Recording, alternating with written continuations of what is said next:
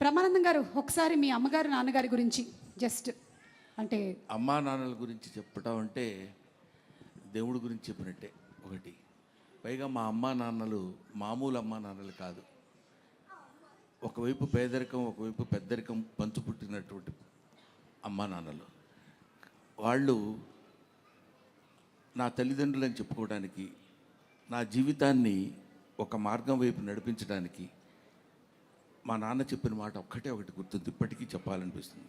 ఎక్కడైనా చెప్తుంటాను కూడా, నాన్న నీకంటే నేను ఎక్కువ చదువుకోలేదురా, కానీ నాకు తెలిసిన విషయం ఒకటి చెప్తాను. ఏంటంటే ఒక మనిషి 18 రోజులు ఆహారం లేకపోతే చచ్చిపోతాడు నాన్న, కానీ 17 రోజుల వరకు don't stretch your hand to anybody. On 18th day నువ్వు ఎవరినైనా అడిగి తెచ్చుకోవచ్చు, అప్పటి వరకు అడగొద్దు, లేకపోతే ఈ 17 రోజులు చచ్చిపోతున్నట్టే ఉంటుంది నాన్న అని చెప్పాడు. స్టిల్ ఇవాళ వరకు ఎవరు నా జీవితంలో లెక్చరర్గా చేసిన దగ్గర నుంచి ఇప్పటి వరకు నేను అప్పు చేసి కానీ, అప్పు ఎప్పుడు తీరుస్తారని ఎవరిని అడగటం కానీ నాకు తెలియదు. అది మా నాన్న అమ్మ నాకు నేర్పినటువంటి ఒక అద్భుతమైన పాఠాలు. ఎన్నో పాఠాల్లో ఇదొక పాఠం. Thank you so much Brahmanandam గారు. రాజా గౌతమ్ గారి తాతగారిని అలాగే నానమ్మని చూసాము. మరి ఇప్పుడు ఒక్కసారి మనము బ్రహ్మానందం గారి మనవడిని మనవరాల్ని చూద్దామా? ఒరిజినల్ సినిమాలో కాదు, ఎక్కడ పిక్చర్ ప్లీజ్. అంటే గౌతమ్ వాళ్ళ పిల్లల తాతగారు. సార్ ఈ లైఫ్ ఎలా ఉంది సార్? మొన్ననే డిస్కస్ చేసాం మనం ఈ విషయం.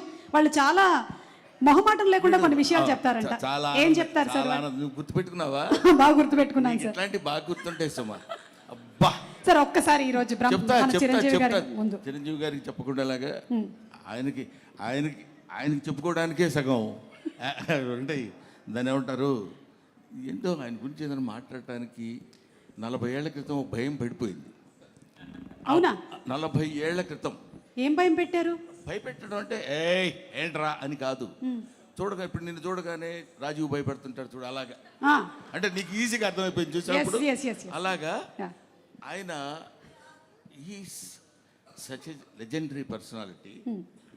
ఫస్ట్ టైం ఆయన అక్కడ చూసినప్పుడు వాళ్ళ ఇంటి ముందు బజుల్లా రోడ్లో ఒక 50 మంది 60 మంది పొద్దునే ఉంటారు జనం.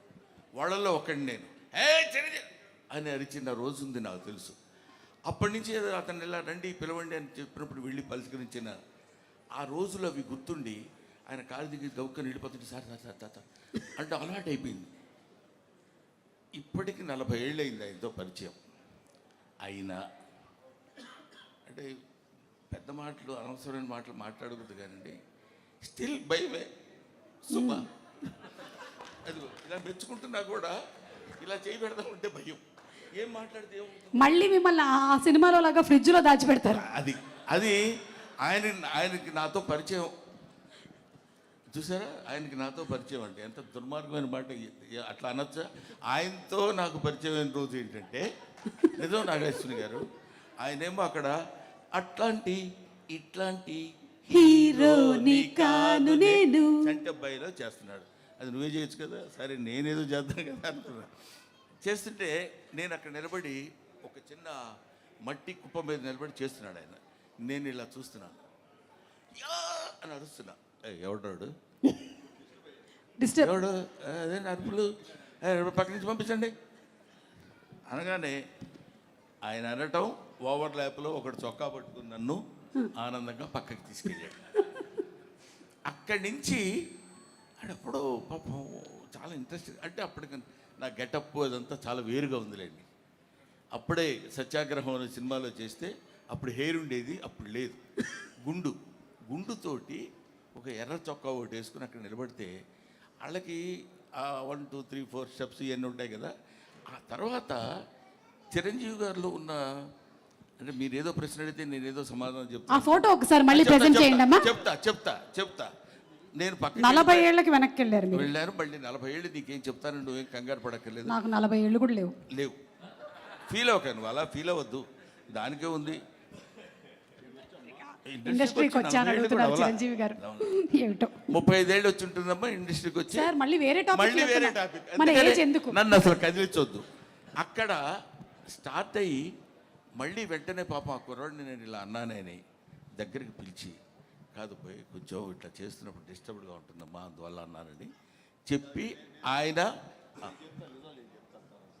తర్వాత చిరంజీవి గారు నిజాలు చెప్తారు. అక్కడ ఉండేటువంటి ఆ కుర్రాడు ఈ రోజు ఇలా చిరంజీవి గారి పక్కన కూర్చొని 40 సంవత్సరాల సుదీర్ఘమైన ప్రయాణం ఆయనతో ఆ భయం ఎలా ఉంటుందని చెప్పడానికి మా నాన్న గురించి మీరు ఇప్పుడు అడిగారు మా పిల్లల గురించి అది అలా ఉంటుంది అని చెప్పడానికి వాడున్నాడు ఎవడు మనవడు.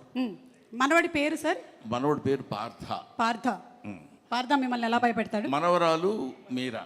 ఓకే. పార్థ భయపెట్టడం ఉండదు, తాతగా అనుకుంటూ వస్తాడు, ఏదో మాట్లాడతాడు, ఏదో చెప్తాడు, అయిపోద్ది. ఒకసారి వాడు ఫోటోలు బాగా తీస్తాడు. వాడు వచ్చి రే నా ఫోటో తీ అని అంటే అలాగని కెమెరా పట్టుకున్నాడు. ఇలా అన్నాడు, అలా నవ్వద్దు మామూలుగా ఉండన్నాడు. నన్ను అలా అన్నాడు, ఎవడు లేడు అసలు. బ్రహ్మానందం గారు అంటే ఆనందంగా నవ్వుతారు, బ్రహ్మానందం గారు నవ్వు అంటాం కానీ నువ్వు నవ్వడం ఎందుకురా నవ్వించన్నట్టు చిన్న ఎక్స్ప్రెషన్ ఇచ్చాడు. సరే అది మనవడితోటి. మనవరాలు నిన్న ఈ ఇప్పుడు వచ్చింది దాన్ని ఏమంటారు ట్రైలర్లో నేను కొడతాను కదా, అవును, కొడుతున్నప్పుడు గప్ప గప్ప పరిగెడు ఎందుకు నాన్న తొత్తావు నాన్నెందుకు తొత్తావు అది గట్టిగా అది దానికి 2 years, వాడికేమో 5 years. దట్ ఈస్ నా మనవడు మనవరాలతో నాకున్నటువంటి అసలు కన్నా వడ్డీ ముద్దని ఊరికే అనరు, అందుకనే అంటారనమాట. Okay, so thank you. And అలాగే ఈరోజు ఈ కార్యక్రమానికి మనకి ముఖ్య అతిథిగా విచ్చేసినటువంటి చిరంజీవి గారి జీవితంలోకి ఒకసారి తొంగి చూస్తే చిరంజీవి గారి తాతగారి ఫోటో ఒకసారి let's have the photo please. Chiranjeevi గారి తాతగారి పిక్చర్ ఇప్పటి వరకు నాకు తెలిసి మేమైతే చూడలేదండి, ఫస్ట్ టైం చూస్తున్నాం. అంజనీదేవి గారి father, the great personality Chiranjeevi గారు. ఒక్క వాక్యం వారి పేరు లేదంటే వారి గురించి చెప్పాలని రిక్వెస్ట్ చేస్తున్నాము, మీ చిన్ననాటి అనుభవాలు ఏదైనా. మా అమ్మగారి తండ్రి గారు రాధాకృష్ణ నాయుడు. ఆయన నెల్లూరు వాసి కానీ మొగల్తూరులో సెటిల్ అయ్యి అక్కడ స్టేట్ ఎక్సైజ్ ఇన్స్పెక్టర్గా రిటైర్ అయ్యారు ఆయన. అండ్ ఆయన నీకు ఎవరు పోలికలైనా ఎవరి బుద్ధి అని రావచ్చు కానీ ఆయన బుద్ధులు మాత్రం రాకూడదురా అనేవాళ్ళు. ఎందుకంటే ఆయన రసికుడు.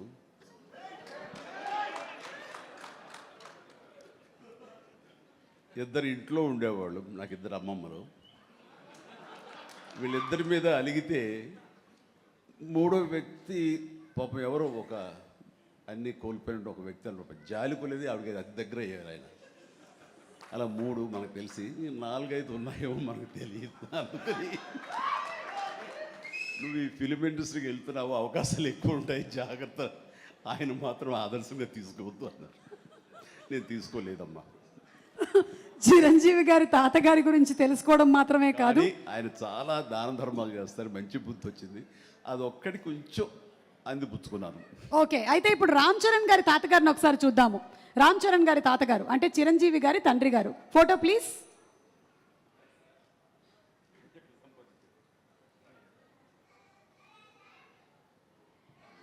అమ్మా ఎస్, చిరంజీవి గారు ఈ ఫోటో వెనకాల ఏదో ఒక చిన్న స్టోరీ ఉందంట. ఈ ఫోటో తీసింది నేను, బ్లాక్ అండ్ వైట్. వావ్. ఆక్ఫా కెమెరాతో నేను తీశాను. ఇది మా నాన్నగారు చాలా స్ఫురద్రూపి అండి.